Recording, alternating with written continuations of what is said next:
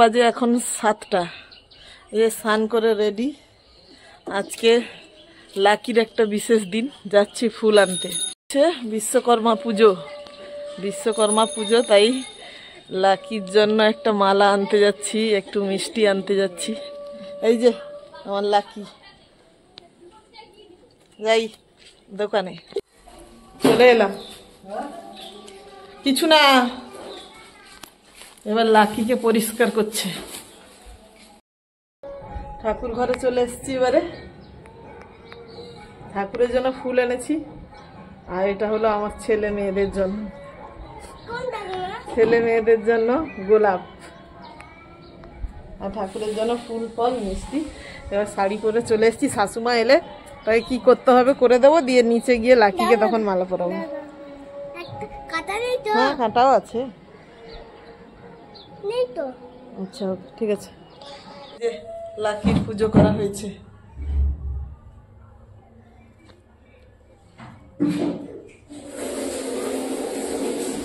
Lucky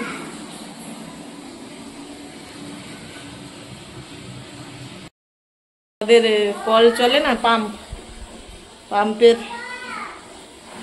পুজো হয়েছে। এই জয় বিশ্বকর্মা ঠাকুরের জয়। হয়ে গেল পুজো। ছাদের উপরে ঠাকুরের কাছে এলাম। বারবার ঠাকুরকে ডিস্টার্ব করা হচ্ছে। আমার বাবা হলে ঢুকতেই দিত না ঠাকুর ঘরে, এখানে যেহেতু খোলা বলে ঢুকে যাচ্ছি। ঘরে ঠাকুরের পুজো আজকে, মানে বলতে নেই যে ফুলেরও চূড়ান্ত আজকে দাম। অন্যদিন তবুও একটু মোটামুটি থাকে। ঠাকুরকে আরও দেশের ঘরে আর হলে অনেক অনেক গাদা গাদা ফুল পাওয়া যায়। এখান তো কেউ কারুর বাড়িতে যায় না। আমাদের গ্রামে হলে গাদা গাদা ফুল এখান থেকে ওখান থেকে তুলে আনতে হয়, তখন ঠাকুরকে কত দেবে দাও। এই হচ্ছে ব্যাপার। আমি সিঁড়ি ওঠা আর নামা নিজ অবধি লাকির কাছে যেতে আর উঠতে আমি এখন হাঁপাচ্ছি রীতিমতো। পূজা হওয়া ফল কাটছিলাম তখন থেকেই।